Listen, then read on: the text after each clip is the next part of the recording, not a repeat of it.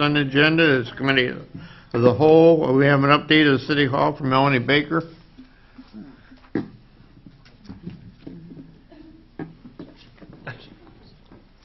God, I was first.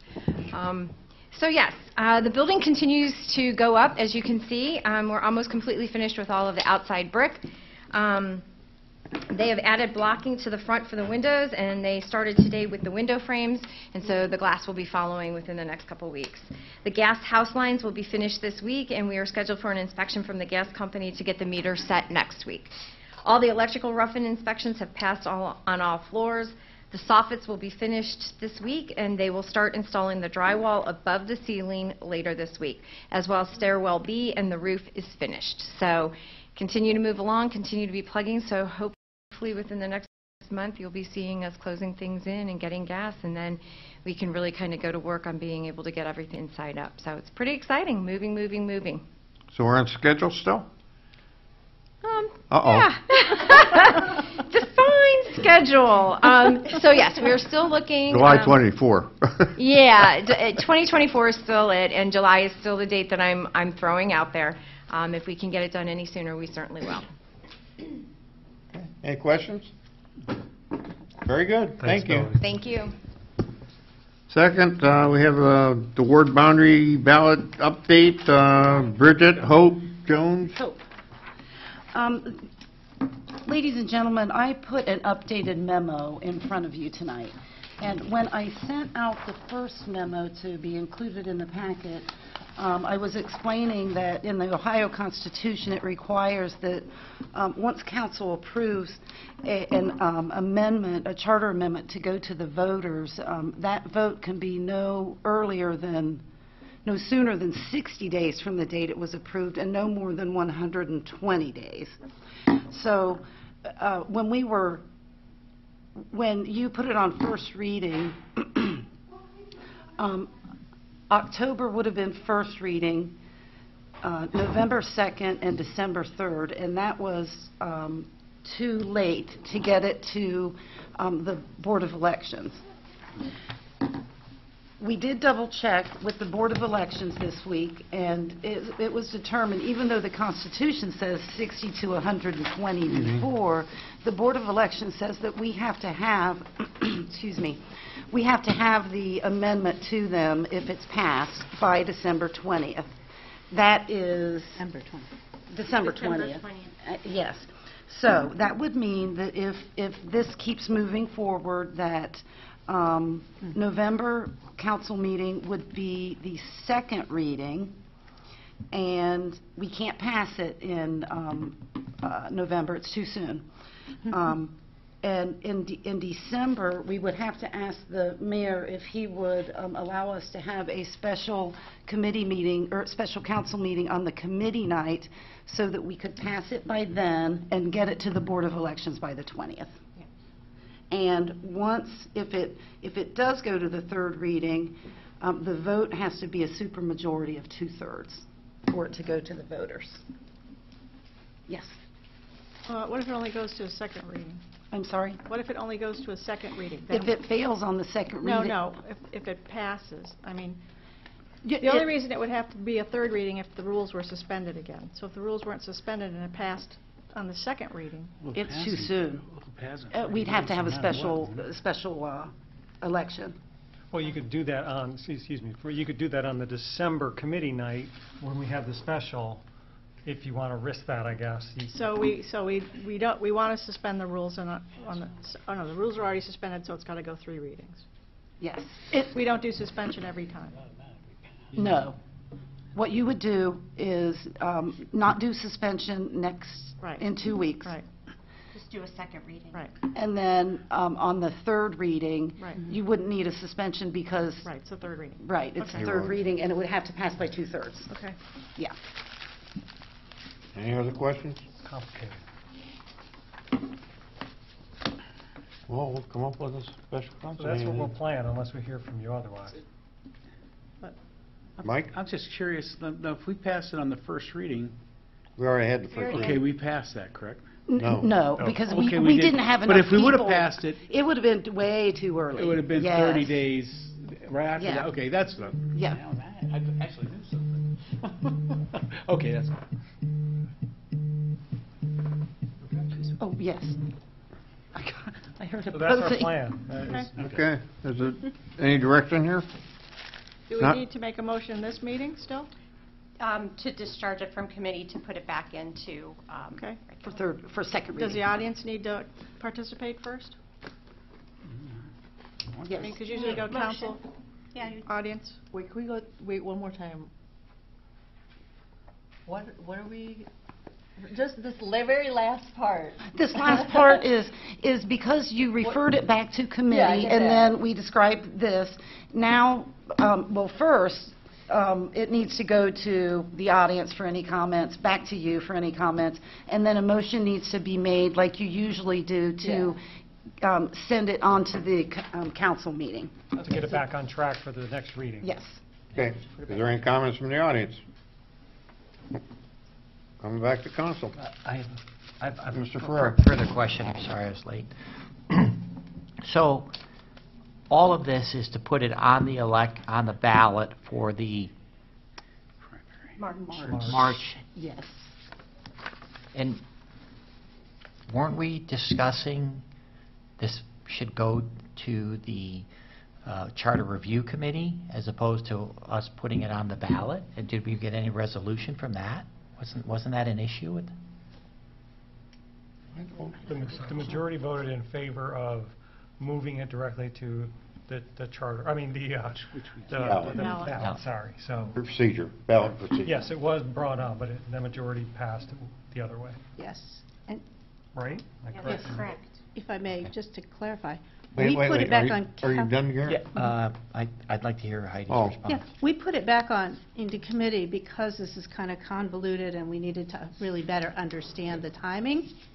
And, people talked about other options, but that wasn't something that we voted on. So they- So we're in the midst of 3 readings, and all we Right, need to I do get is that, but- move it back to the next meeting. But my question then is, what we're putting on the ballot is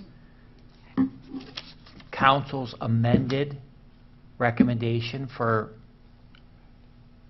ward no, boundaries? no. Can you address, please? Because the last time that Bridget spoke about it, you made the motion to change it before we got her recommendation. The ordinance that is before you is to change that section of the charter regarding wards and boundaries from 10% to 15%. And that But it passed. doesn't change, but it doesn't change the physical wards as they are now. No. And that passed the first reading. Okay. Well, Thanks. sure it will. Thank you for the clarification. Can I clarify a little bit more? Go ahead, Heidi. Yeah, just so everybody's really clear. If the citizens vote on this, the wards stay and they vote positively for it, the wards would stay the same, because 15% is enough to keep the wards the same as they are right now, rather than having to change the wards around, and then in 2030, probably, then changing the wards around again. So it's least disruptive, but it's really putting it in the hands of the voters. Right. Thank you. Gwen, you had your hand up? So I did make a comment at the meeting that I thought it should be sent to Charter Review, because that was, my thoughts on it were that was the mechanism that we have to make changes to the charter. So it was brought up, but it wasn't discussed as beyond that, I don't recall. And then Bridget, if I recall correctly, did not present both maps. The conversation or the motion happened, which prevented her from showing or presenting both maps, if that helps answer. Okay. Thank you. That's it, Gwen? That's it? John? So if this motion that's on the floor now fails, what happens? If it fails, If it fails to be sent back to, Or to third read, or to second For reading. the second reading,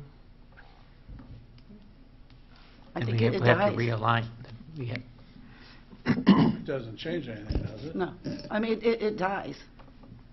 It does. Right. And then we still have the issue of, Yes. what do we do? Yeah. You finished, John? I think. Robin? Yeah, the issue for many of us has been, while there is a mechanism, which is charter review falls a year away. 2 years. These changes would probably, there would be, and a lot of us are concerned that there's a political whiplash for voters and people where you've already begun to establish a history, contiguousness, compactness, all those things are of a value. And they, for voters that, believe me, if you put it on the ballot, I think you'll see that. They want to remain, they like a prospect of trying to allow them to remain consistent. And they don't like being moved over in cases like Ward 3 where you actually end up having to create a portion of the ward which actually goes beyond the Cuyahoga River and breaks up the aspect of compactness, history, all these things that I think most people in the city value. So you're right. There are mechanisms, but what we're trying to do is not to have to wait to the point that you end up employing what we have to meet these numbers.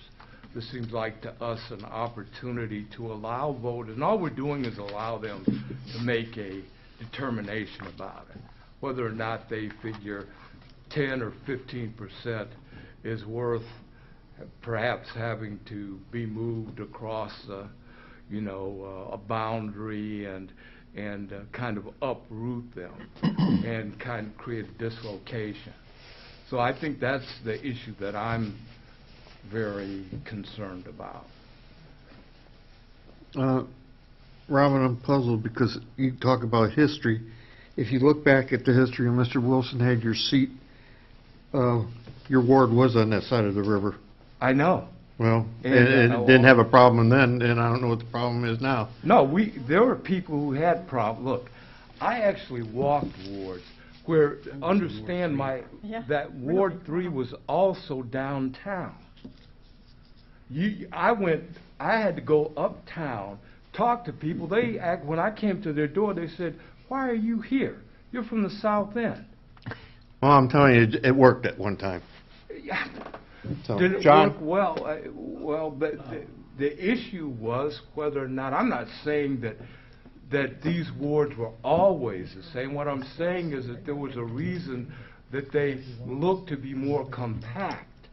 They looked to create a greater historical linkage. And I believe that that's important. You may not.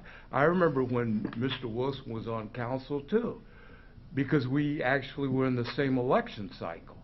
But I'm going to tell you something. Being divided by the Cuyahoga River is not compact. It's not contiguous, and that's problematic for some people. Not everybody, but quite a few people just don't feel that there's a linkage there, and to some people that's important. My statement was it's historical, it was there and it worked before, so. John? Well, I think we start talking about contiguous and that. Right now, if Mr. Turner wants to cross the river, it would be a shorter trip than it would be to follow the guidelines of his ward that he's in, because he would have to come up Lincoln Street, down Summit, go through my ward, hit his one little section of ward. I have 5 islands, so to say, of ward boundaries that, you go here, and these people don't even know the other people in the ward. So I really don't think that that's a factor. If the only factor it is for the poor council person that has to go around and collect signatures.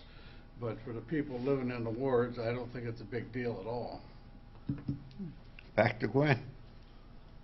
So I'm feeling a little bit, okay, I don't know that I've seen the map.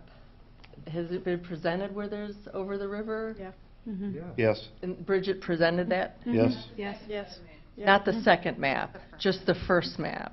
But there's a second map, though, that council hasn't seen. That's the one I'm on. Feel like I'm discussing something I don't even have the complete information on it because it was never totally presented, so. Just, They were passed out, well, maybe you no, were, the first map. Yeah, All right. we've seen Seen two. both maps. we had two of them. I think we received Yeah, it in the packet. yeah. You can have the floor, Bridget. It was the second set of maps, which put May Street back into Ward 4, was in the packet for August, but it was never presented by the administration because the motion was made Right. before I could present. But it was in the packet, and we saw it. Right, but I didn't discuss the maps at all, Right. the second set of maps. Right. Okay. But we saw it. Further, or are we ready for a motion here? Mike? But May Street doesn't have anything to do with the river. What? You guys keep talking about the river. I thought the Yeah. ones she was talking There's about the river. bridges that go were in across the your river. Yeah, those were in ward the new maps too. Down Yeah. by where, Yeah, those were in the new maps too. okay. Are you done, Mike? Yep. Heidi? Well, I am going to vote to put it forward. We'll see what happens. We have put other things on. We have put other charter amendments on, I believe, that changed our pay rates. Council's, the positions' pay rates, a couple of years ago. So this is not a new thing. I just think this is the least disruptive way to do this. It's not going to cost the city anything more. It's the least disruptive. It's, and I think there's something to be said for stability. And, you know, I'm looking at that, at both of those maps, really, that were shown or put in our packet, that, you know, there's a lot of change in both of them. For my ward, for Robin's ward, for Tracy's ward, a little bit for Jack's, not much for yours. Yeah, there And was there some change? Okay. And I don't know about Ward 1, is that the one that jumps the river? Yeah. So I think that, you know, there's something to be said for stability. And I just, yeah. Yeah, I would like to move it Good out point. of committee. Riverbend does go across the river. I would like So to we do move, go across the river. I would like to move this out of committee to second reading. Is that a good motion? Yep. Second. Second, further discussion, Heidi? Nope. Tracy, further discussion? Nope. Discussion from anybody else? Seeing none? All in favor signify by saying aye. Aye. Opposed, same sign. Can we count this meeting as part of the committee meeting? Is that three? Garrett, how did you vote? I voted yes. Oh, all right, 2 no. Okay. So we got 1, 2, 3, okay. All right. Well, that's it for committee of the whole. Health and Public Safety, Mr. Amorine. Yes, we have one topic, and that's Tracy's idling car ordinance. Yeah, that's the, if you look at that packet, we got it to the last page on that packet, I think. the green packet.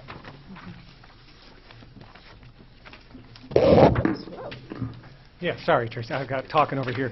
This is an item that's been on the pending list for a while, and you talked about it once and didn't go along with changes, but you kept it on the pending list. So Tracy had asked to bring it back, and she put together a short little handout. I think you all got it, hopefully in your packet. And That's the I'll last let- page on the, with the green packet, if you look on the last page. We got a new one tonight, though. I think that's it. This is one. That's just the little one. Yeah. Exhibit A, I think. So, Yep. so what I did was, this is what we had originally, the unattended vehicle, which was kind of vague. So I just tightened it up and changed a little bit of the vocabulary. And I let Chief look at it. He says okay, Hope says okay. So that's it. Instead of saying unattended, I just changed it to unoccupied. Unoccupied being defined as a vehicle containing no persons or live animals. And the reason I'm doing this just because we have to do something. Little bits help. And I found that as I go to different, like, convenience stores around town, about 1/3 of the people, they just get out of their car and leave it running. Even in the like spring when it's comfortable out, especially in the winter and the summer, they leave them running. Questions? Heidi? Well, I had asked Tracy a little bit ago about things like being in line at the bank or in line at the coffee shop or, to stay in your car and get service, and that does not apply because the vehicle would be occupied at the time. So that people wouldn't have to change those behaviors because of this.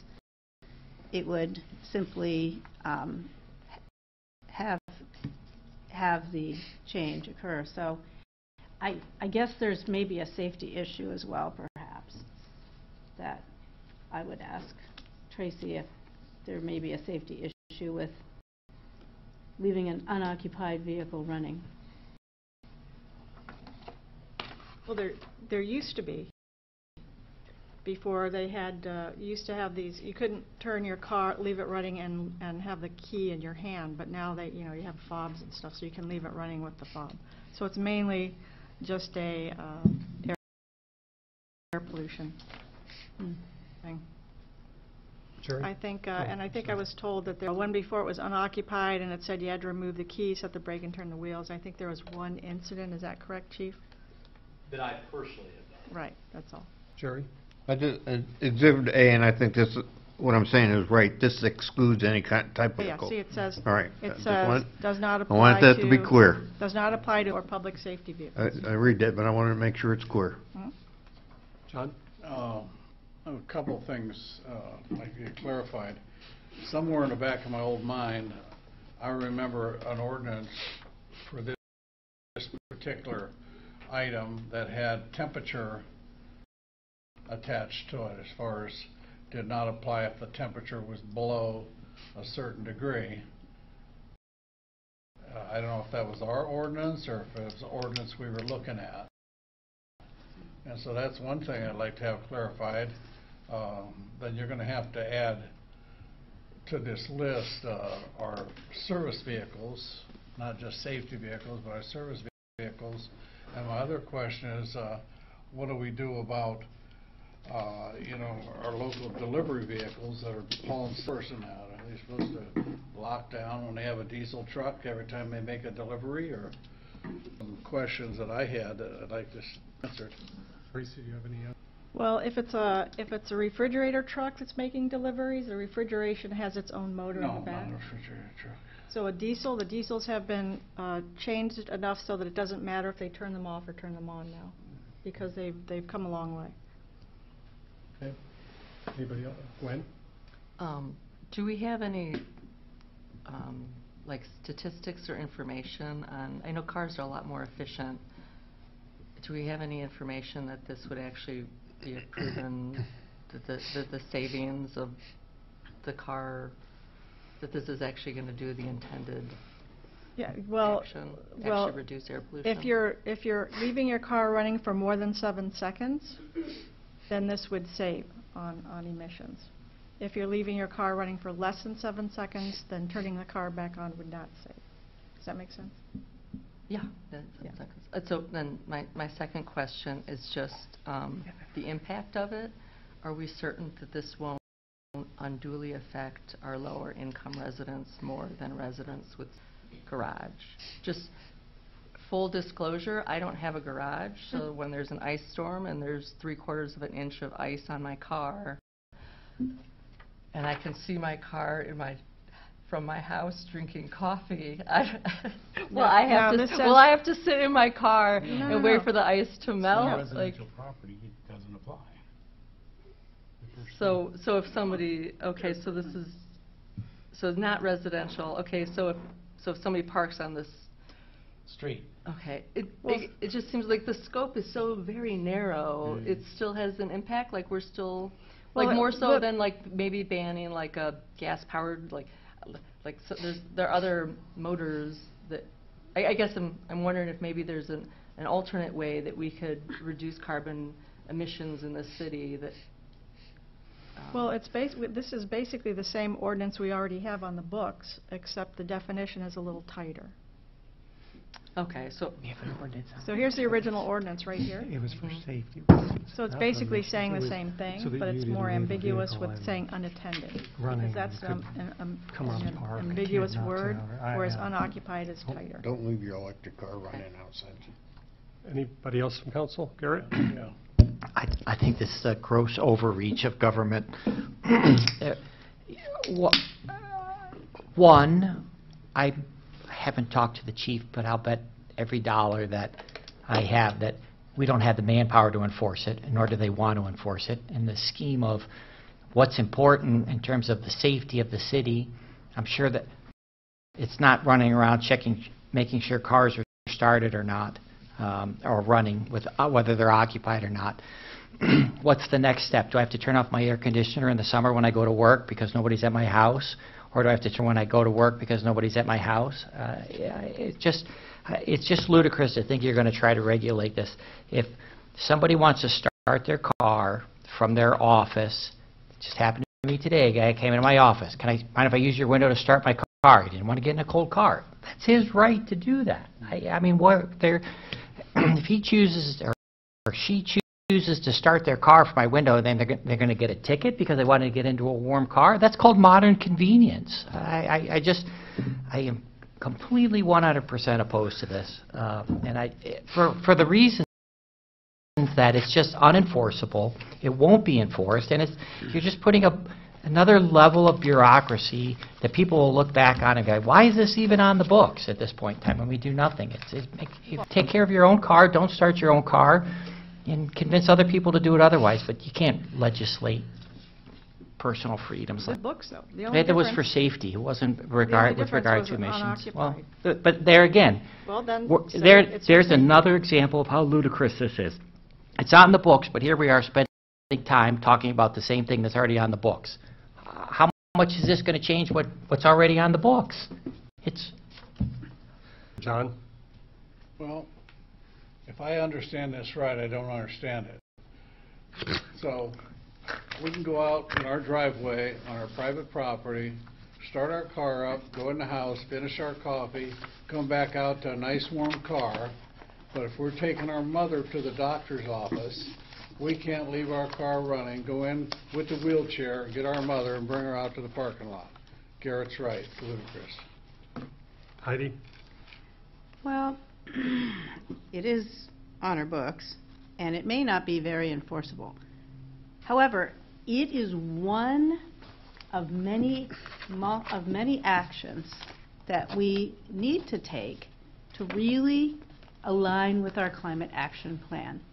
And, part of looking at this is educational. So it's an educational act to clarify this law and say, hey, folks, this has been on our books, and this is what it means, not all this gobbledygook about whether it's locking or whether you got the key or da-da-da-da. It's a lot more clear. It's one of many actions we are going to be taking to move to reduce our emissions that build up greenhouse gases. And I think it's very laudable. We have to take a step. We're going to have arguments against every single one because of the god of convenience. Because there's the god of cost, there's a god of convenience in our culture. And we really do need to look at how do we help folks start to look at their everyday actions that might have repercussions for years to come, like running into a store and leaving your car running. Robin? Yeah, normally I'm looking to stack successes, but the problem here is the enforceability mechanism. And if it's not enforceable, at the end of the day, it's problematic that, probably what we should be doing is putting out information of the importance in people individually taking responsibility, because the enforceability mechanism just doesn't exist here, and that's problematic.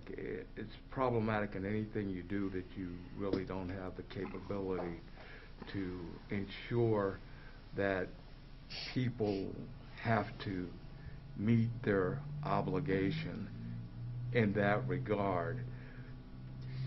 So I'm kind of going where Garrett is here. Normally that's not the case, but I'm just concerned that if there's not going to be the capability for us to do enforcement on this, maybe we have to just, try to get information out to people that it's important to do this. It's important not to leave your vehicle idling, but I just don't know that this is something we can codify. And so I'm a little, because I still don't know exactly how I'm going to vote on it, but I see it being problematic. John? I have another elephant to throw into the circus. As we're talking about internal combustion engines and the pollution of idling vehicles, which I agree with, we're forgetting something. There seems to be an emergence of electric vehicles coming into the environment. Trucking companies, the big trucking companies, are changing to hydrogen-run diesels, which emit nothing but water. Hydrogen and ammonia cars are being studied by the Orients. So as we trying to put this fire out with a water pistol, the whole industry itself is putting itself out, the fire out with the change in the type of internal combustion engines and the electric vehicles that are coming out. Heidi, or I'm sorry, Tracy. Yeah, first of all, electric cars don't run when you leave them on. They don't have engines either. Problem solved. Is that true? But this is for, cars that have engines. Secondly, I don't see why this would be any harder to enforce than a speeding ticket. People speed all the time, and that people aren't pulled over all the time to get speeding tickets. I mean, they would do it when they would do it. It's not going to be something that's going to take up a lot of their time. And we talked about that. I talked about that with Chief also. So, Jack. Yeah. Garrett? My last comment is Ms. Schaefer mentioned it's educating. Well, you can't educate through, I don't think you can educate through legislation. You're right, educating people about what they should and shouldn't do or can and can't do is one thing, but to put it into legislation, I think infringes on the individual rights. And electric cars do have the ability to warm the vehicle. So I can have my electric car running and have it heated up, and guess how I charge that? I plug it into the wall, and guess where that energy comes from? Natural gas or coal that's burned to create the electricity to run that super efficient electric car. So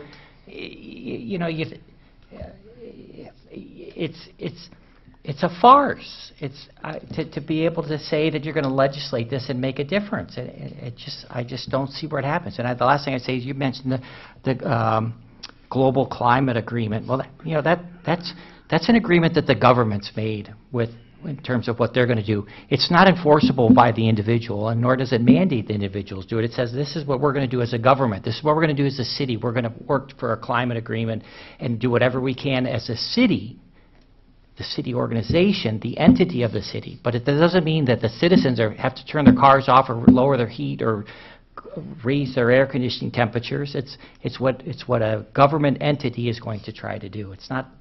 I don't see it as that we're saying we're going to legislate to make that happen. It's a willful attempt by an organization, a great attempt, and I don't disagree with that, but not at the expense of the individual liberties. That's all I have to say about that. Education is one thing, but backing it up with, you know, the potential for enforcement, and it can be enforced.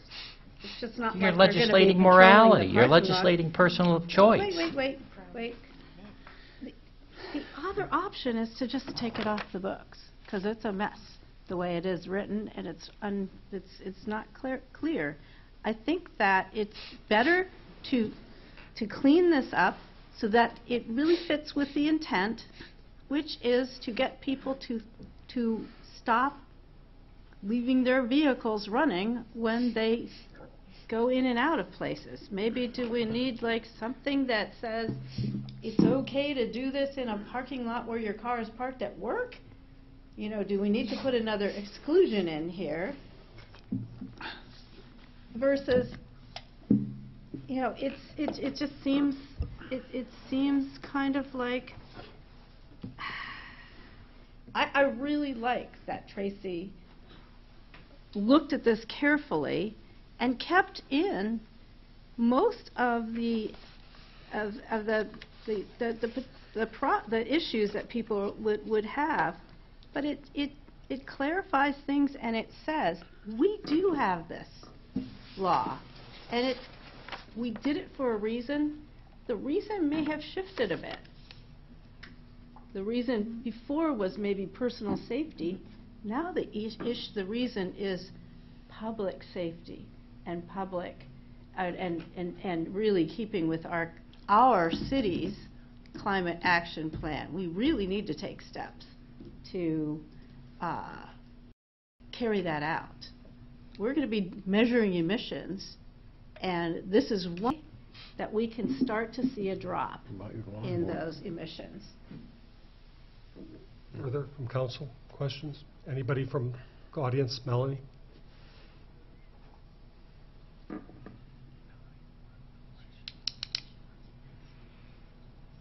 Melanie Baker, Service Director. As Mr. Kuhar pointed out, I would ask that you amend that service vehicles also be allowed. Our snowplows during the winter cannot be shut off. Our hydraulics would freeze. We would have difficulties and problems with that. During the summers, when we're out trying to do our water main breaks, we have to have our vehicles running in order to be able to provide the power to fix those problems. So I think that this would be very detrimental to us if we would have to change our operations, or we'd need a brand new building to be able to park everything inside. So I'll make a plug there. But I would respectfully request that we add that as a possibility for us. If there are other times when they come in for breaks, I can certainly look at making policies that we would meet these requirements so that they're not running when they don't need to be. But during those, what I would consider emergency type situations, we do need to keep those vehicles moving. So put public service vehicles, is that what you said? Yes, please. Chief? I'll just say Nick Shear, Police Chief. I just want to clarify, Heidi, one of the things that you brought up was taking the law off the books altogether if you don't pass this. It is in the Ohio Revised Code, so taking it off the books still leaves it in the Ohio Revised Code. So, and it's in the Ohio Revised Code in its existing format, the existing city laws in the Ohio Revised Code.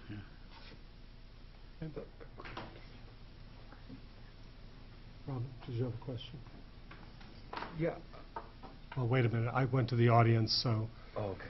Anybody else from the audience want to make comments or questions? Back to council, Robin? Yeah. Chief, Heidi had brought up the possibility of, and so has Tracy, actually, that the enforcement mechanism does exist. How do you view this? So I wouldn't view it a whole lot different than our current ordinance, the way it's worded. So generally speaking, the way we enforce the current ordinance, honestly, in my career, has been if someone's car is stolen because they leave their keys in it running, we take enforcement action. That's really the way the law is written currently, why it's on the books, is to prevent auto theft. So that's how we've enforced it. To some of the points that have been made this evening, it's a prioritization thing. So, you know, it's going to depend on a lot of factors. Can I sit here and say that we're always going to have time to look for it? No. Can I say that we're never going to have time to look for it? No. It's going to be based on, you know, it's activity driven, I guess is the best way to say it. What do we have going on in that moment, and how do we prioritize what's going on versus our self-initiated activity? So you triage it pretty Yes. much, huh? Okay. Okay, further from council? Tracy? Well, I'd like to make a motion to adopt the reworded ordinance with the public service vehicles included, or excluded, or whatever, number 4. No, I'll second that. Okay. Comments? Well, we have to start doing something. That's what we have to start doing. People, and I know Garrett's not going to like this, but people are not changing their actions, and we're killing ourselves. We are killing ourselves. You know, the timelines for catastrophic events are getting shorter and shorter and shorter, and this is just a minuscule thing to help us at least do something, because people have to start changing their behavior. And this is not going to force a lot of people to change their behavior. Maybe, you know, maybe the police officers will write a couple of tickets, you know, a couple of times a year or something like that, but it's got to get started somewhere. Heidi, any comments?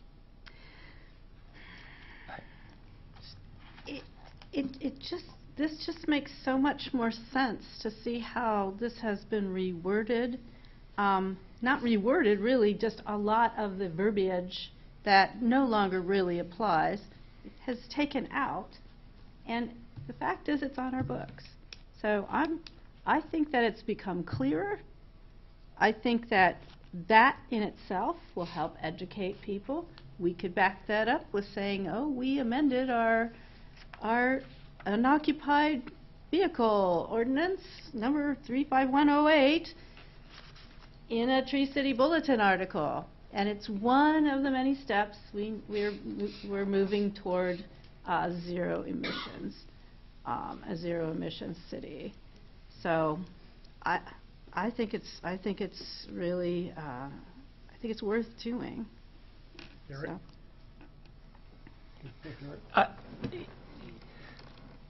As a society in America, we've done a spectacular job of reducing our carbon footprint, and this is such a minuscule part, it won't even move the needle. And it's so much so that the effort is disproportional to what the benefit will be.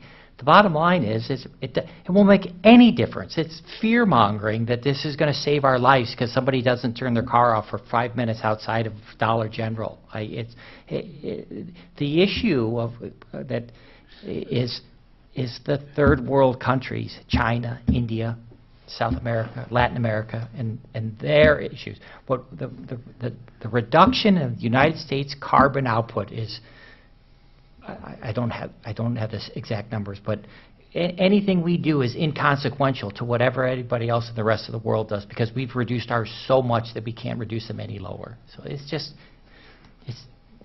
it's farcical, I think, to think that this is going to make any difference whatsoever. Tell people not to turn their car off. Tell them to do that, but having legislation for this is, I just think, ridiculous.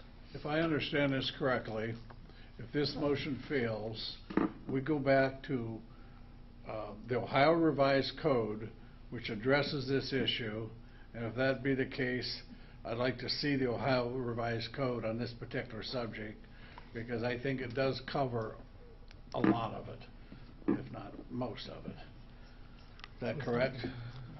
What the chief said. Robin? Yeah, none of these things are inconsequential. They matter.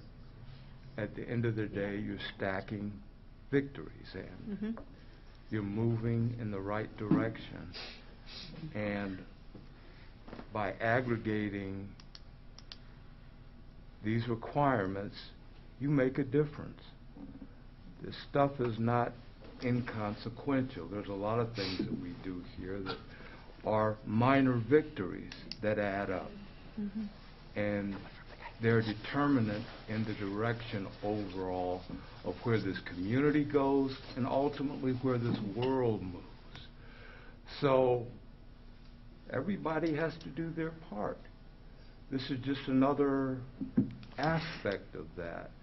So while I was a little concerned initially, and I kind of was buying into sort of where you were going for a little bit, I should have been worried about that. But ultimately, when the chief stood up and said, I mean, you know, we kind of prioritize these things. We're not going to spend a lot of time on doing things like that, but there's an opportunity here for us to be able to perhaps point out to people that there are issues out there that we could enforce, or there could be consequences to, that other people then say, well, maybe I ought to shut my car off today. And did that make all the difference in the world? Probably not. But did it make some difference? Yeah, I'm sure it did. So I'm going to support it. Okay, further? Okay, we have a motion on the table. All those in favor? Aye. Aye. Opposed? Aye. So, what's that, I think 3. 4-3? 4-3, passes.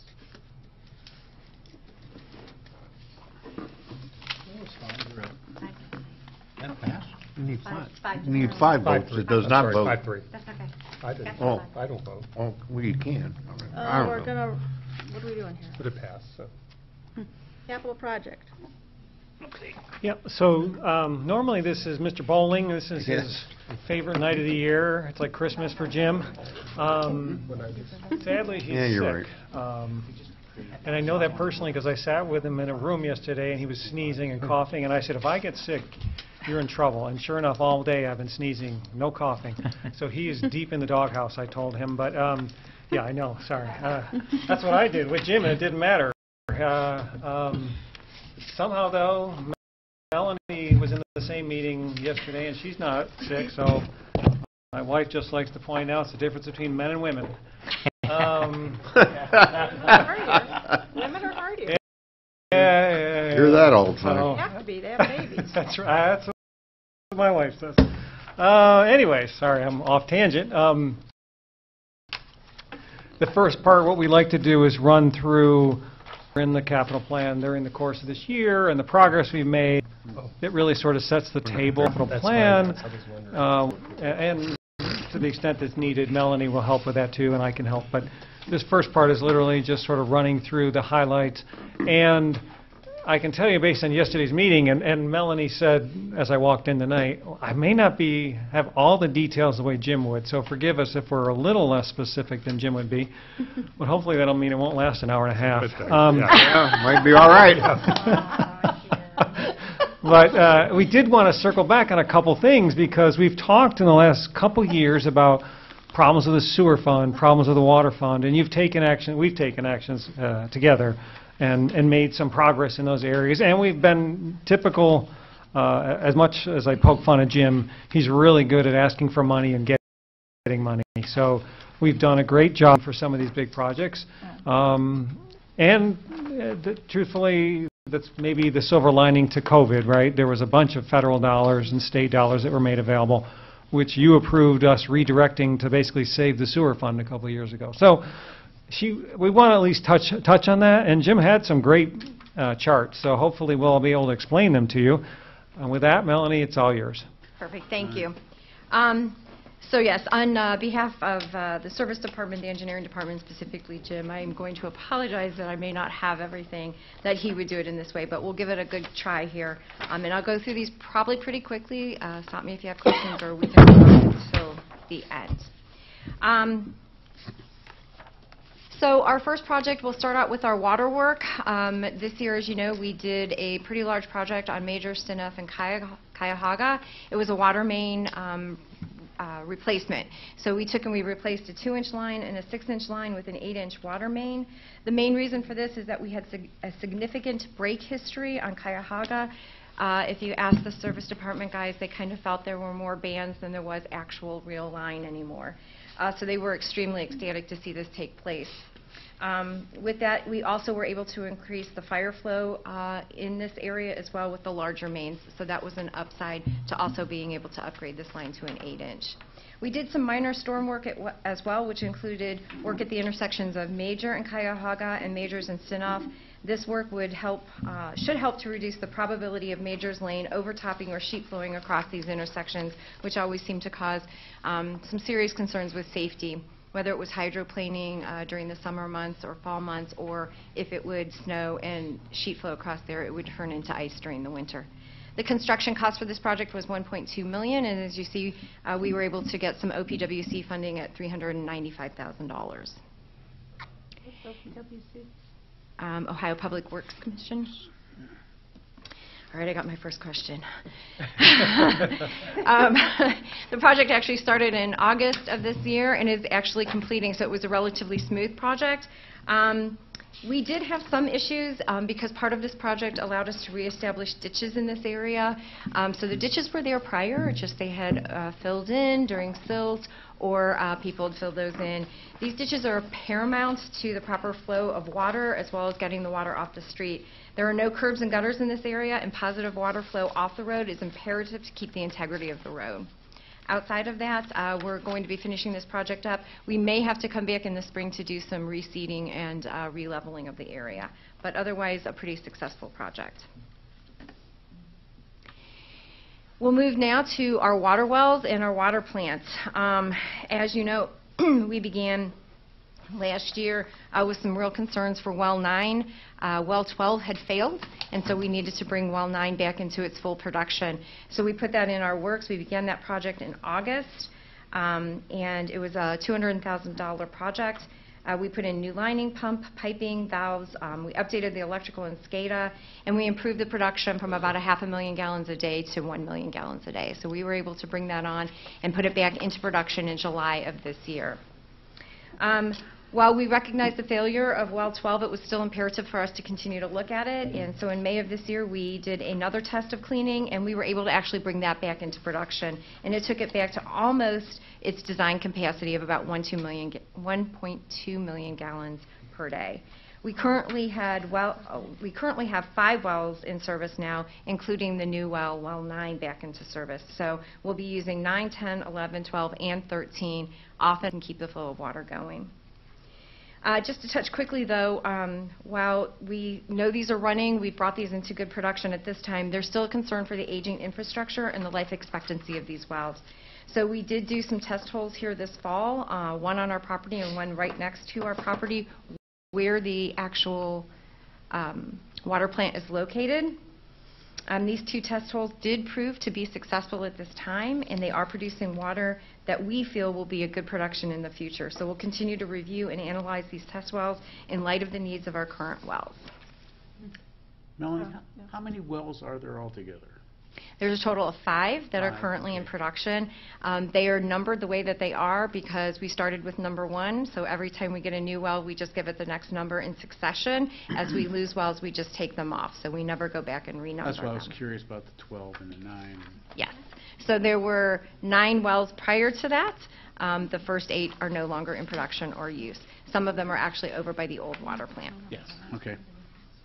Just as a quick sidebar on that, too, this could have been enormously expensive. I mean, Melanie was twitching when she was describing it a year ago in terms of what are we going to do if that well 12 doesn't come back online and 9's in trouble. We were looking at, and if the wells nearby didn't prove successful, we were looking at significant costs to try to bring water in from other parts of the aquifer. So this is like a great sigh of relief. I'm glad that she said, still, we're not off the hook because, you know, a year from now, some of these wells could be giving us trouble again. But it's so much, we're in such a better position, and that's both from a production and from a cost. So it's good news. Maybe it doesn't seem as good, as exciting as some of these other projects where we fix a street or something, but this is actually very good news. And again, my hats are off to staff, both engineering as well as our water plant manager and those that work there to be able to work together to be able to find those locations. All right. Do we have any wells that are operational from the Plum Creek field? Not that I'm aware of, no. Okay. I have a simple question. What's the red text versus the black text mean? Couldn't find the So the book, is that what you're talking about? That's Rhonda's spiel, so. Right now we're doing the PowerPoint. This is capital, wrong book. Okay. But generally, the book red usually means it's new. It's new, Yeah, typically. It's new, and green is existing, yeah. Existing. Gotcha. Thank you. So moving on to now our road work. As you all know, State Route 43 and State Route 59 got some resurfacing and bridge repairs done. All that work was done by ODOT. The work took place on the areas of Cogler Avenue, North Manaway, from Main to the high school, and then the 2 bridges were on Haymaker Parkway. The concrete repairs were done on the areas that are shown in green, which is Gogler and Manawa. And then we did some resurfacing, and that took us all the way up to the high school. And then there was some ADA compliance, and the bridges were worked on. The total cost for this project was $1.97 million. ODOT and AMET funded 80% of this, so our cost on that was extremely low. Construction started in February, not off to a smooth start if I remember correctly, especially on Gogler, but it completed in October of this year.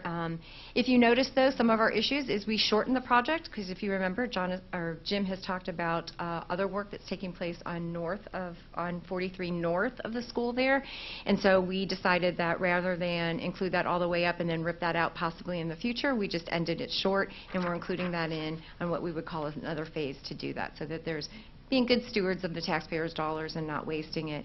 We're also in the process of restoration work, and again, it's November, so we may not get it all completed this year, and we may have to come back next year, and that would be grass seeding, those kinds of things, and some of that road work. But again, all this was done by ODOT, so we're greatly appreciative of that work. Our annual street program had a good year this year. We did some milling and resurfacing of Norwood, Sherman, and South Prospect. Again, some beautiful pictures there of some new asphalt. I know beauty's in the eye of the beholder, so I find that very nice. Along with our new concrete curbs, we have some nice driveway aprons and some sidewalk work that was done as well. We did some pavement repairs on Hodgman, Burnett, Malloy, and Sunnybrook. Sunnybrook specifically, Malloy specifically was more in our driving lanes, as you'll see up there. We were losing the edge of our roadway, so we were able to come in and do about 2/3 of the roadway on both sides and be able to preserve that. So it looks a little bit silly, but it actually provides us with exactly what we need in order to maintain the safety for everybody that travels that. The cost of this was about $1 million, and it was completed, it should be completed here in November. We're just finishing some stuff up at the intersections on the turning radiuses. Rounding out our street work, we actually did, we seal coated 20 different streets in town, so that's a pretty big number. We're pretty excited about that. That helps us with our ratings, and it also gives us longevity on our roads. So it's a good process that we have in place. We also crack sealed 3 streets. That was Summit Street, State Route 59 from River to the West Corp line, and North Water Street. Again, this is very, very important for our maintenance of our roads. It allows us to seal those cracks so that they don't get larger, but it also prevents water, salt, and those kinds of things getting into those, which then tends to get down below that grade and bubble that up, gives us larger cracks, makes that road deteriorate much faster. So again, another good part of what we have to do in our maintenance program. Our construction cost here was $207,000. It started in September and it completed in October. Moving into our sanitary side, as everybody remembers, our water reclamation facility is struggling a little bit these days. This is one of our projects that we got going this year, and this is our final clarifiers, and it's the rehabilitation. We are doing it in 2 phases just because of the cost and how many need to be rehabilitated.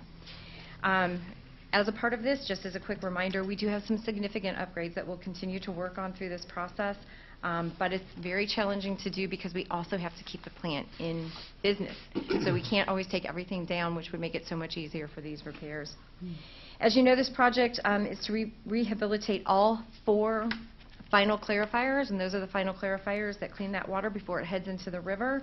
This takes care of everything from the mechanical arms, the walkways, the gates, the motors, the lauder covers, which are the covers that cover the edge of that, which helps us keep the debris and everything cleaned out to the edges, and repair existing concrete breaks that are inside of the tanks. The project itself was $3.1 million. We did receive OPWC money, but also this is where we started to use the state ARPA money and our local ARPA money. One of those clarifiers are in the process of being completed now, and the other one is in progress. Well, that is phase 1, and then phase 2 will continue. The construction of this actually started last July. Our anticipation completion is April 2024. Unfortunately, it's nothing you haven't heard. Some of the reasons for the delay is specifically the manufactured equipment is specific to these. So it isn't like they're stock shelf items. They had to be measured, made, and brought out to the site. Some of that in the top picture is the product that's actually out there for the 2 clarifiers that are ready to be built, but the others are still in the process. Long lead times for materials was a problem for us, and then, of course, maintaining the sewage treatment during construction also slows us down because we can't shut everything down. So we have to work around them working in order to be able to get everything that we need to done. So we're going to go back in history just a few years. If you remember our water reclamation facility back in 2020, we presented this, the upcoming needs. We were looking at 5 to 10 years out. Many of the final clarifiers is on here at the $4.6 million, but we also had the heat digesters, the Southwest pump station, motor control, all of those items were listed. And we were looking at a need of $14.4 million. Now remember that those dollars did not include our normal capital expenses, and those normal capital expenses include trucks, equipment, cleaning lines, TVing, replacing or lining lines. So this was kind of what we had painted as our picture in 2020 so we could give you an idea of where we were. Jim also presented then that we were seeing declining sales in water. Our sewers actually mirror what our water does. And if I remember, I think it was Garrett that asked us, when would this stop? When would it bottom out? How would we know? We really didn't know why things were dropping. We knew that the university was changing over to low-flow toilets. Everybody that was building was being more economical in their products. So we're still not sure. So products are, still down. But we did notice that from 2010 to 2018, there was a steady decline going down. So what we committed to in 2020 was these 6 steps. And we were going to increase sewer revenues conservatively, but for what we felt we needed. On average, over the last 3 years, it's been a 5% increase. Council has built in, we do automatically do 3 years, and we present that to you every year, giving you the option if you wanted to do something less, or as you were kind enough to us last year, under problems that we were having and the cost of our materials, and allowed us for a higher percentage of increase. We've also done our best to maximize funding with OPWC and other sources, and on average, we've been able to collect $500,000 per year. We reduced our operational costs in light of everything that we were doing, so we took a pencil to paper and really started to tighten down our procedures, make sure that we were utilizing everything we could, and if we could use things twice, we did. We ended up expiring our debt service of $400,000 a year, and then if you remember, we have chosen to defer capital expenses. Now, unfortunately, that saves us for this year, but again, those numbers continue to get higher as we move down the road. We also updated personnel time allocations. If you remember that, we then took our engineering time and stuff, and we were able to take that and place it where it needed to be, and that actually put about $700,000 per year back into our budget. So quickly, sewer revenue is pretty easy. Revenue is what's coming in. How it's spent is personnel and operation costs, which is our labor, chemicals, and utilities. And then what we have left over is what's available for capital. Our ideal is that we try to get as much as we can. With $4.1 million, we were looking that to be about $1.3 million, which was a nice number, but when you had $14 million in expenses, it just wasn't getting us there where we needed to be. So bringing you up to date to where we are today, these are the flows from 1959 to 2022. And as Jim is pointing out here, we're forwarding back to 2023, and we've seen a slight movement back up. So from 2018 to 2022, we're actually above where we were in 2018. Now, we're not saying that this is the be-all, end-all, and we're going to see everything go back up. We don't know if it's a blip on the process, or we've also had some time to be able to go back and take a look at some of our larger users and make sure that all of our revenue that was needed, both for sewer and water, is coming into what we need to, and everybody's paying for what they have to. But it was good news to see that that is trending back up. So our annual funds available for capital, our operational costs have been decreasing. We've been staying steady or holding them steady and not increasing our operational costs since 2018. We've started obtaining more grants, and we have been doing our different salary allocations, brought back again that $700,000 back into it. The sales are up, so that's also really good. And then our operational savings and rate stabilization has helped us gain that 1.6 back into our ability for capital. And don't forget, they keep doing their best to obtain grants, get funding, the ARPA funding. And we do try to work a little bit ahead now in that we're trying to get projects actually under design, because once you are under design, just like with ARPA funding, we're able to obtain those funds, because if you actually have drawings ready to go, kind of shovel ready, they're much more eager to give you that cash. So engineering, Corey Finney, our sanitary senior engineer, has been doing a great job on working with that. So where we are today with the sewer. So our Southwest Pump Station is completed, yay. That was a pretty large project of about 3.6. Our final clarifiers are under construction. We use state and local ARPA funding, that's 3.6 million. Our heat digesters will be under construction starting next year, and again, that was a $7.8 million project. We're using OPWC and our local ARPA funding for that. The Yakavona Pump Station in decommissioning is 1.3 million, and that will also be construction in 2024. Unfortunately, we still have some large capital on there. You'll see the motor control is still on there for 1 million. Our primary clarifier needs work, our aeration basins need work, and our headworks building, we knew it needed some work, but what we're learning now is that we're looking at $7.5 million in renovation for that building.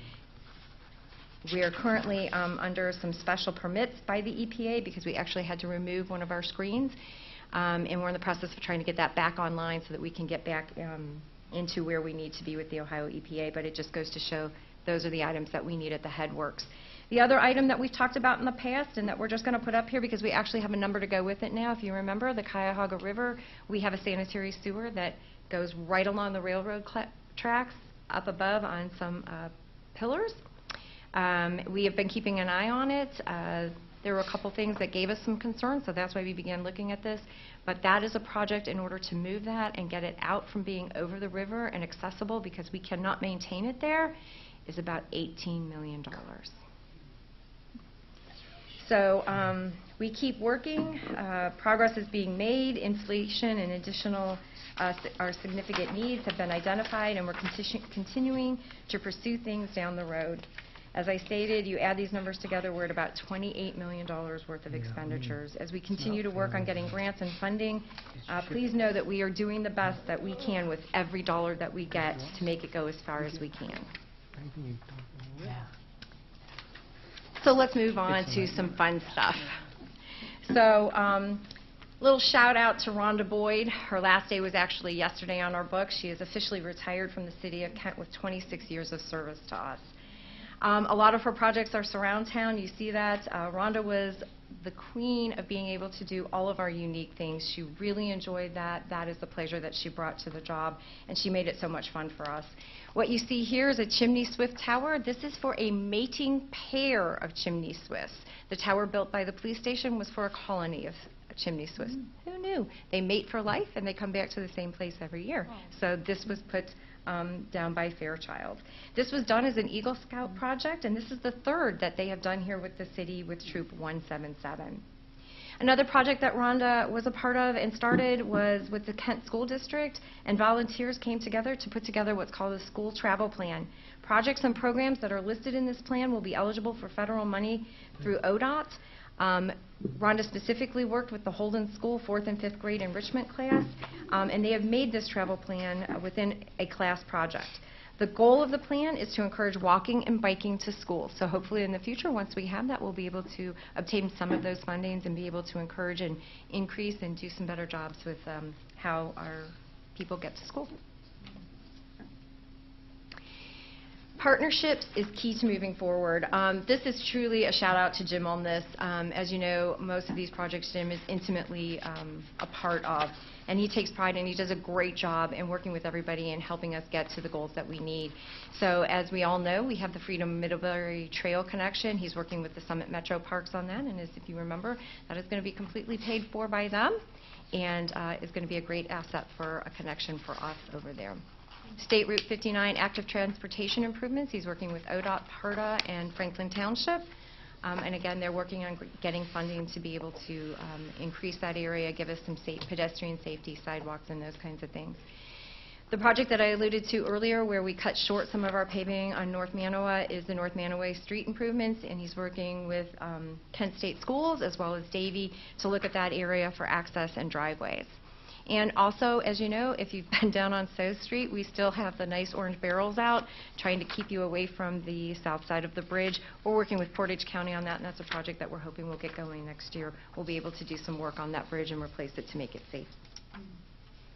And of course, the reimagining the gateway on East Main Street. I am probably not going to do justice to this because there are so many groups that are involved with this, but certainly we have Kent State, we have ODOT, we have PARTA, we have the state, we have the residents and the businesses who have been intimately involved with that project and be able to provide some great feedback and understanding on how the design of that is, as well as our own staff in-house, police and fire, who's had an opportunity to take a look at this to make sure how do we get to the north side for safety's sakes, what are those things that we need to do for fire vehicles, as well as sewer, water, and storm. All of that's been taken a look at, and again, Jim and the engineering division have been key on making sure that that continues to move forward. So as we head into 2024, these are the large projects you're going to see us doing. The Freedom Middlebury Trail connection, Walnut Street Phase 2 construction. Our annual street program, again, at $1.5 million will be going on. We're going to do Sunrise Boulevard Bridge rehabilitation, and again, these 3 red projects are pretty key for us, and that's the final clarifiers at the water reclamation facility, the heat digesters, the primary clarifiers, and the Yakavona pump station decommissioning. As well as next year, we're hoping to finish our design and our right-of-way acquisition for East Main Street. So again, a lot of work, a lot of money spent, but really good jobs done by staff. Any questions from council? Heidi? Yeah, I've seen street and sidewalk programs throughout this, but I'm looking for the additional funding that we set aside for repairs. When the street is not being rehabbed, we also have some funding.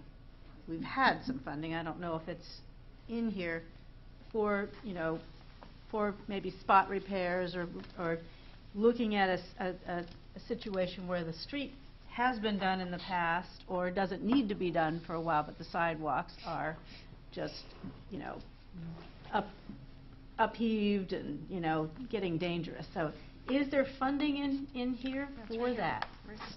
I was going to say, so it is in the capital budget. We didn't have any of those that we utilized this year for that. However, we did do some in-house work through central maintenance, mostly just trying to fix things that are dislodged or uneven.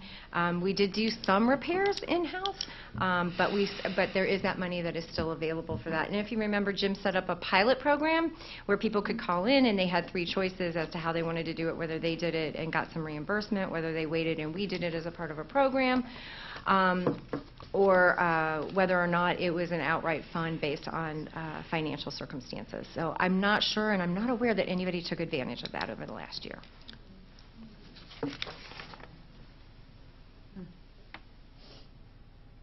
Robert? Yeah, have you put together like a overall list that you would like to see, you believe would be an optimal list, where you're looking at sidewalks, what the cost would be that you feel to be able to address those issues, how we might go about it, if we could start then breaking that down to see exactly where we fall, but you know, your optimal level, kind of more like mid-range, and then poor performance area that we're not funding enough to get to an adequate return on what we're trying to accomplish for the citizens of the city. And quite frankly, I would look at that in every aspect. So what I would say initially is that they do the best that they can with that $1.5 million every year, and they do try and prioritize those areas, and they do have lists of areas that need to be done, and I think that Pat and Jim kind of raise that from year to year, and that changes. It's a moving target. It's a living, breathing document, because some years we think an area is really, really bad, and then, oh my gosh, winter comes and something else takes something and it becomes a priority. So I think that they do that. I don't know, I mean, it would be millions and millions of dollars to sit down and analyze the entire city. I don't know that that has been done specifically. It's certainly something I can talk to Jim about. He'd probably have a better answer for that. But again, I think that they utilize what they have, realizing the constraint, because it's not just roads and sidewalks that need attention. There's so many other avenues as we sit and try and do a capital budget together as to what the needs are and making sure that we're being fair and equitable with all of the cash that we do have available to us. But it's certainly something that we can sit down and take a look at and just see what those numbers might pan out to be. Yeah, it couldn't hurt. Absolutely. Jim's done that, and he's shared that in here. In the order of magnitude, I don't remember, but I feel like it was like, 10 times more than what we're spending, and 2, what we're capable of managing in a year. Because part of what Jim will explain is I have to supervise, design, do the work, the engineering work to support those projects. So there is a limitation, even if you gave, a doubled amount, he's still got certain limitations. Keep in mind, too, I mean, in the last 10 years, and Jim used to show this chart, you've doubled, almost tripled, I don't think it's quite triple, but you've doubled in between 2 to 3 times the amount of money that used to be allocated for streets and sidewalks. It used to be in the neighborhood of 5, 6, maybe 700,000. Now we're at 1.5 million. So, and like she said, it does kind of go up and down a little bit. If Jim has a really successful year getting more grant funding, that goes up a little bit too. So you have the staff working with council. You have doubled / tripled your commitment, recognizing the need. And I would say, I mean, we can let Jim answer this more, like Melanie said, but my sense is they're probably at their limits in terms of how much they can do in a given year. Maybe, I just think you'd have to be looking at hiring new people to manage those jobs, and so then all of a sudden it changes I think we're close. I think he'll take more money if you want to give it to him, but I don't think, yeah. Right? Is that fair to say? I mean, absolutely, and that is true, because we have one person that runs all of these programs. And that's from beginning to end. And remember, we only have about 6 months, 8 months to be able to get this construction done. So it's a lot of work to get in a limited period of time. Mm-hmm. Yeah, I understand what probably there are many constraints that apply that, quite frankly, we as council people are not necessarily aware of, which brings me to another issue, which is how often perhaps we should be sitting down with you guys dealing with this on a micro as opposed to macro level, so that we have input, have, more importantly, an understanding of the limitations and constraints that we're dealing with. Because we sometimes will, like you have me asking about the optimal aspects, not understanding the real constraints that might apply to workforce, to how the monies that we're bringing, even discussing optimal aspects which really you can't even really apply, which I think all understand that, but we have to be educated about. Sure. And so like I said, it's a kind of a micro thing for a lot of us. We need to be understanding, sitting down with you, and these things being put together so that you can better explain to us the constraints. Because I talk to you quite a bit about a lot of things, and you follow through and do a tremendous job. And all due respect to you and to just about every one of the departments. Anytime I call, they're right. But that I ask questions sometimes and put things out there, and you have to say, whoa, just a minute. Let me school you on a couple of things. But I think we need to know that so that we can explain that better to our constituents. Sure. Work from there. But thank you. Mike? Robin, this thing here, it goes out 5 years, and it explains the roads they're going to do and when they're going to do them. And when the money's there. When the money's there, they do it. Like I said, there's some things on here that I know Jerry's been on the engineering department about, and I've been on it, but I know it's coming, and that's that wall on 43. But I told him I have to mention that every year because Jerry started this before I was even on council. But I've got it all figured out, but it's in here, and it'll be done. But you want to get a good vision of this. Talk to Pat Homan for a while. Well, don't bother him though, because he's very busy. But he'll go over everything, because everything they're doing next year, they're going and fixing the concrete this year, and they're getting it ready to pave next year. So it's an ongoing process, and everything's in here. But I know if you need more detail, it's all in there, though. It's very interesting, though. No, yeah. And it is. I mean, because nobody supports what they do more than I think any of us who are engaged with them, because we know that they do a tremendous job. But we just, if there's a way that we can be of further assistance, and they can guide us in exactly what those needs are, that's what we really ought to be about. Anything else, Mike? Nope, that's it. Thank you. Any other questions, Heidi? Yeah, this must have just slipped over my head or something, but what's the new admin building? City Hall. City Hall. City Hall? Yeah. That big All thing in right. the corner. That's just right over Now we all know.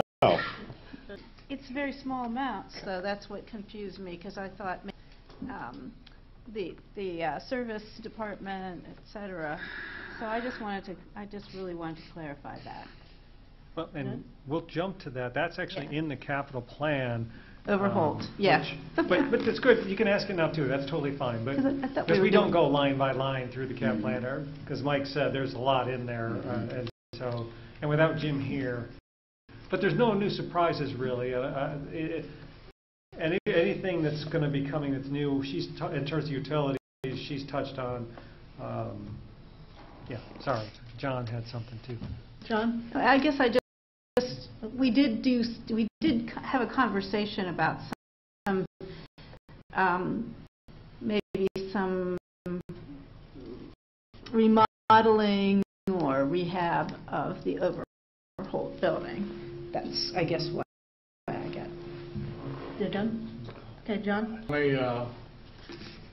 My idea, Dave had mentioned how we generously have doubled, almost tripled the sidewalk program, but I think it might be a good idea that you remind us that the second year that was in place, we were getting a lot more done, but as the costs were pretty much with the... True, absolutely. Inflation, all of that has gone up. Loan has been a problem for us. So we now feel comfortable to ask for more. So duly noted. Anybody else from council? Anybody from the audience? Okay, back to council. It's just an informational, right? Yep.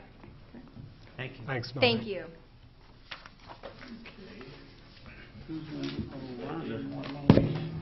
Mr. DeLeon. Yes, advances on taxes in Portage County. So, according to the Ohio Revised Code, Section 321.34, the city is able to request advances on the property taxes that they collect for the city. So this is as you call, a housekeeping item that we do every single year. If we don't request the advances, we can't get them. Questions? Any questions from the audience? Back to council. Move to approve emergency. Second. Discussion? All those in favor? Aye. Aye. That was an easy one. So this is also an informational bit of the capital plan. I didn't know, did you still? I mean, I feel like I've probably, for the most part, well, a couple just general reminders. It is a 5-year plan, and that's a credit, that's always a good thing. Because just like the utility rate plans, having multi-year, as Mike sort of said, we can plan ahead, we work within a framework, we generally know what we can get, having to go with and all our money on it's a way of balancing everything and balancing the projects, and it gives us a way for Jim, well, I guess Jim doesn't say no, Rhonda to say no to Jim when he comes forward. She can say, no, these are the limits, this is what we're working with, this is the framework, we got so much in sewer, water, and this document is a little confusing. I mean, I've never been the biggest fan of it, but part of that is just the nature of the beast. There is so much that's data that's contained in here because you do have a multi-year, 5-year plan. Generally speaking, focus on next year, because that one is locking in, because things change, as Melanie said. I mean, we're in a better position this year with our water wells than we thought we were going to be. So that could have been a huge number that we would have had to throw in, but it's not. It's not that size. I mean, it's still in there. But so years 2, 3, 4, and 5 are general parameters, but we give or take based on what happens in the next year. So keep those things in mind. Yeah, generally everything is kind of on plan would be the big message. Even the rates, which we sent you as an attachment, I always try to give you this. This is that sheet. It summarizes the 3% water, 3% sewer. Just for point of reference, so your rate plan, that's consistent with what you approved way back in 2011. And yes, last year you did approve a 9% increase. And but we're back on plan. And what was I going to say? Oh, the CPI as of September was 3.7%, so your 3% rate is pretty consistent with inflation. So getting to John's point, we're not really gaining a lot of ground, but at least we're keeping pace. That's the goal at this point. And thanks to Melanie and her crews, they make savings and they find ways of doing more with less. So all that's good. So you're on plan. There's no big surprises in here. The projects, there's typical categories, the equipment, trucks, snow plow this year, and stuff like that. And we can drill down into those. We don't usually, unless you ask about them, because again, it is kind of a lot. And without Jim here, I'm a little less comfortable doing that, but we can certainly do our best. I think we can answer most of it between Melanie and the chiefs, because both chiefs have their program areas, and whether it's a unmarked car or vests or breathing apparatus, those are all contained in the respective boxes within this document. So I do try to summarize that a little bit in my message in the first couple pages. So anyways, that's the big picture. As I suppose at this point, you can answer the question: does red mean new? And so red is either new or changed. So the amount might have changed when it changes or new. Really, the main focus of tonight would be the one titled 2024. If she kind of did the 2023, and so that at page 10. Well, actually, I was going to start at page 30. You go right to the end. Right. Okay, that's fine too. Sorry, I didn't mean. If she started first, she probably started. That's right. At the beginning, she's last. She goes to the end. When I get to the budget book, I'll go through every single page. That's next one. So the first one that we're going to do is on page 32. It's the analysis of the water fund. You'll notice that in 2024, we start with a beginning balance of $2.853 million. We have all the estimated projects that are in the capital plan itself, $1 million. I just want to make sure it's up. Absolutely. Do I need to get closer? You're fine. $1,714,000. So we end the year on a good note. You'll notice then in 2026 is when we start having some issues, and we go in the red for the end of 2026. Now, the reason that is showing like that is, one, we don't know if there's going to be any other funding in the next couple of years, and if there's no additional funding and our revenue doesn't change and the expenditures stay the same as it is currently, which most likely will change, some of the projects will get moved off and pushed off until either we have the funding or we desperately need to get loans or whatever the case. So that kind of, let me interrupt, I'm sorry, but that kind of reminded me, to Robin's question, what's the optimal, this is sort of the optimal timing of some of these projects, but we're always self-aware enough to say, if we ain't got the money, we ain't doing them. Or, you know, we'll have to triage. So kind of, that sort of gets to Robin's question about optimal, and that's why some of those years when you see red, we wouldn't actually run red intentionally. What she's saying is we would probably shift priorities, but this would be optimal. So the sewer fund, which is the one that has obviously the most problems, which is the next page on 33, we start 2024 out with a little over $2 million. And that's still estimated because obviously the year isn't over yet. In 2023, or in 2024, we're still good, but you'll notice in 2025, the capital requirements or necessities or things that we want to work on is over $12 million. And that would jeopardize the fund. We would not have the funding to do most of these projects unless another COVID, ARPA type thing came out and we would put money towards that. So there is a good chance that we are looking at potentially getting loans out for this fund going forward to help satisfy some of these necessities. But, I'm sorry. Heidi, did you want to ask that? I was just going to say, but we've always said, we know we can't rate increase our way out of this, so that we would never, rates are a part to some extent, but they are a small part. That's why we have to go after, for the kind of funding shortfalls that we're talking about, we really need to go after grant funding and other low-interest loans, stuff like that. So that would be our strategy as we work our way closer to those years.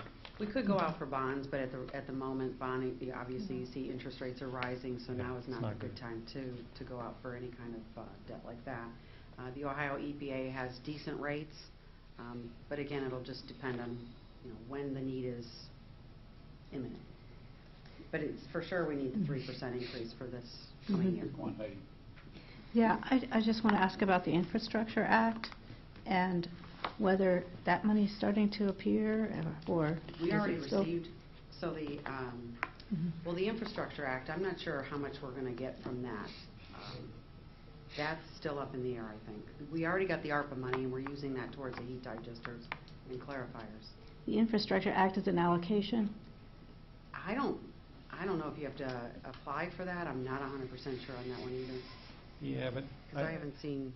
It's we not have your shared doctor's gonna get internal money. documents on it. I don't know the latest and how that is going to play out, but it's certainly on our radar screen. Yes. And it actually was mentioned in our meeting when we were yesterday. So. Jim knows, right? Yeah, he does. He does. If there's going to be an application process, we'll be including it. Thank you. John, did you have a question down there? Oh, I thought, okay, all right. So on page 34 is the stormwater. This is another one that's, we start 2024 out with 1.3, almost 1.4 million for 2024. It looks good all the way through 2026. Currently, we allocate some of our costs to the water, sewer, storm, and solid waste funds, so that way we can allocate some of the costs there and into the capital fund, so that it kind of leaves money for other projects, I guess. And what we're doing, you'll see in the capital fund, is we're starting to reduce that allocation so that we have more money available to capital. So on page 35 is the capital improvement fund. We're starting, now keep in mind this is a combination of a few funds. So we're starting 2024 out with $18.6 million.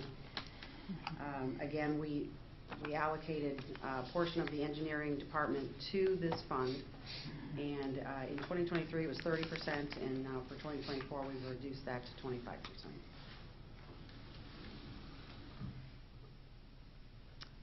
And then this fund is good through 2024, and again, we're just going to have to look at next year. You'll see the large capital necessities of $27 million. That includes East Main Street. And we have that pretty much covered, but there is a portion that the city has to pay.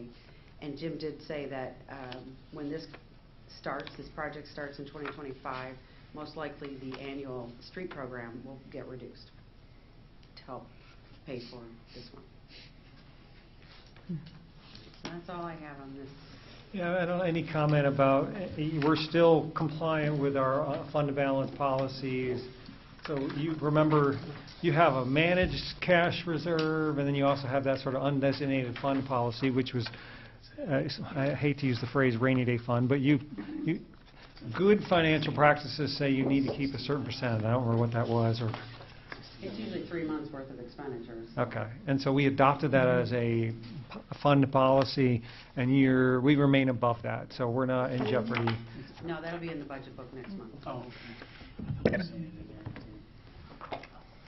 So is there further So overall, questions? you're in good shape. It's just we have a couple of those big hitters in the utility fund, particularly the sewer, that throws a lot of those red numbers out there sooner. But again, if we ain't got the money, we're not going to spend it. So that red is ominous looking on a piece of paper, but I don't want you to be too alarmed because we will manage our way through it. I mean, that's the point of the 5-year capital plan.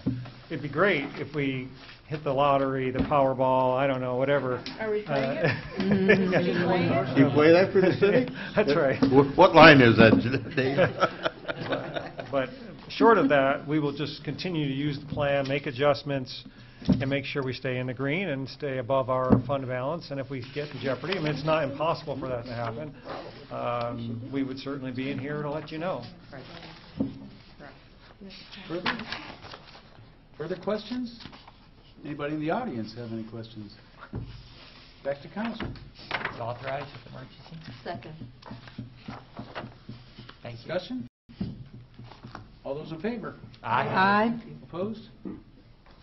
Comment, Thank go you. get your vote. Okay, it's all gone. We got it. I gotta admit, John Lehman in '85 brought this about.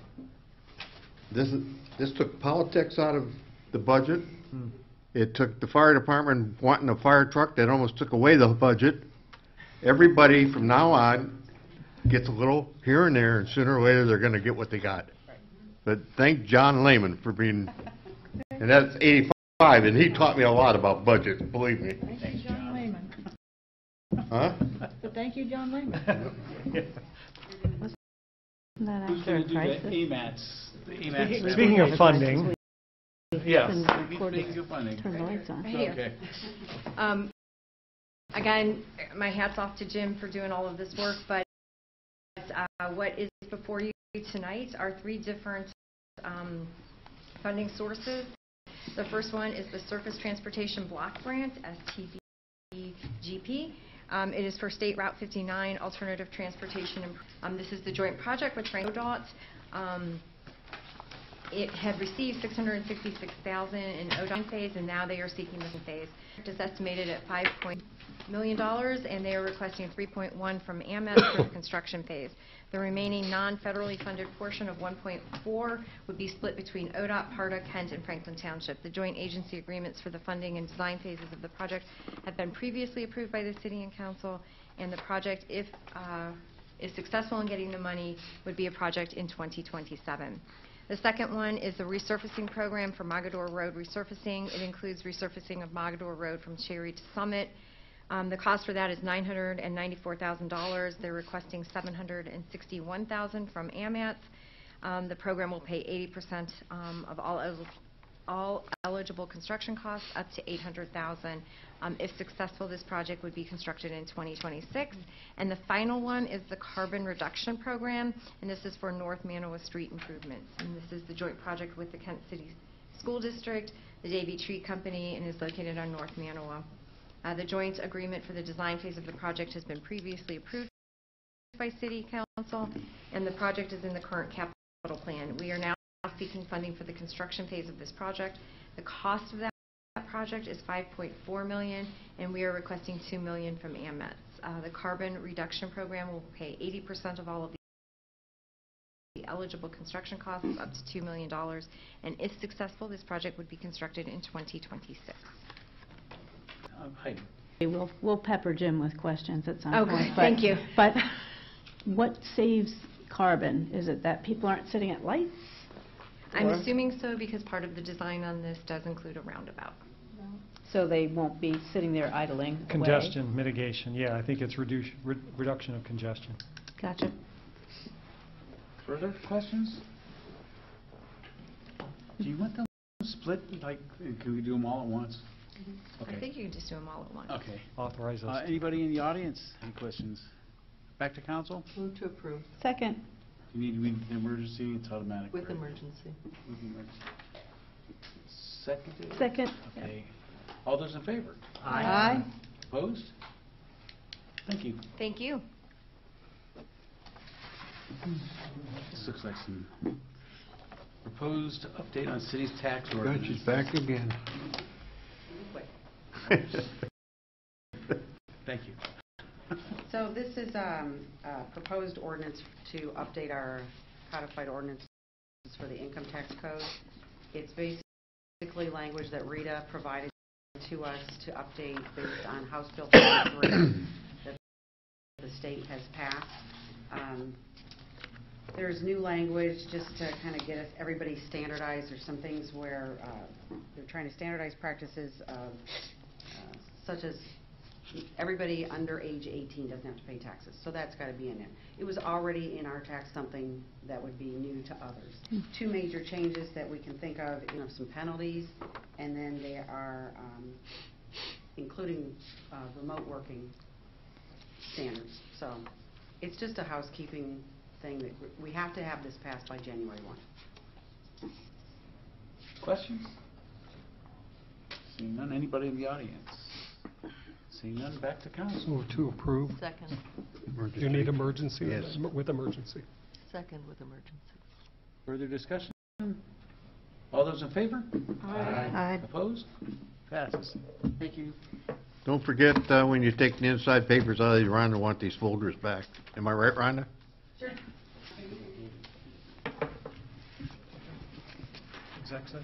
I need to move an executive session to consider the purchase of property for public purposes, the sale of property at competitive bidding, or the sale or other disposition of unneeded, obsolete, or unfit for use property. We'll give 5 minutes to clear the council room. Roll call. Mr. Amrine? Yes. Mr. De Leon? Yes. Mr. Ferrara? Yes. Mr. Kuhar? Ms. Rosenberg? Yes. Ms. Schaefer-Bish? Yes. Mr. Turner? Ms. Wallach? Yes. Who seconded that motion? John Kuhar. Oh, okay, I missed that. You're leaving us in good hands. Capable hands. By the way, I think you're probably aware of this. Yeah, somebody's coming to pick me up. Don't forget. Thank you. She's gonna get with you guys. Yeah, okay. Get with you, try to get an understanding of exactly. So you want these? You don't want to keep them. Okay. I might have more. Yeah, I'll give it to you later. I'll get the papers out and I'll bring them. Okay. I'll keep some of them. I'm on ice.